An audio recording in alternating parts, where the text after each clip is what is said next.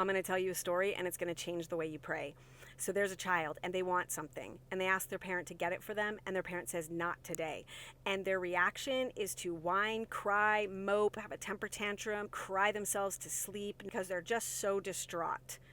And then there's another child who sees that same thing and wants that. And their parent says, no, not today. And that child goes about their business, keeps doing their chores, keeps sharing their toys with other kids, keeps being kind. Who deserves the toy?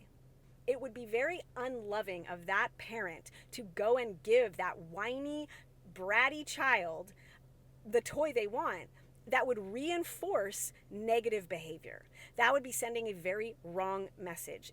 God is the same. He's even more of a loving parent than we could ever be. And he knows that reinforcing negative behavior is not good for you in the long run. So if you're asking him for things and you don't have the ability to trust him on the timing and to still be a good steward of every good thing he has given you in the meantime, you are like that whiny child that you're like I was in the first 10 years of my marriage. You're not going to get what you're asking for. He's just going to sit there and lovingly walk beside you while you figure it out, like I had to when my world imploded. And then I finally realized that I was being a whiny brat. And so the next 10 years of prayer was very different than the first 10 years for me. I learned how to pray while believing that God was good and that I actually am not a passive observer in my own life. When things happen to me that are not okay, that are not right, it doesn't mean I have a free pass to just sit there and wait for God to bail me out. It means there are things for me to do. When someone wrongs you, you can forgive.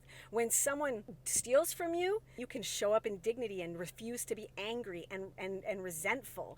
When someone does something that comes against your destiny of who you are called to be, you get to rise up and be that person, regardless of what they have done to you. So if you are being in that first category where you're just whining and crying and begging and it's ruining your life and you're so consumed with your sorrow, repent and rebuke yourself.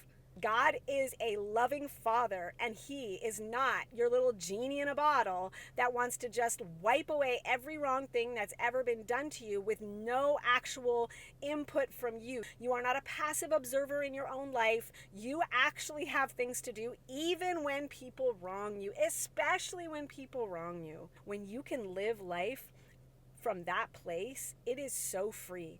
Because Jesus said that his yoke is light, but it's still a yoke. We live in a fallen world. There's going to be things that yoke us, but we can have a light yoke when we are truly doing it God's way.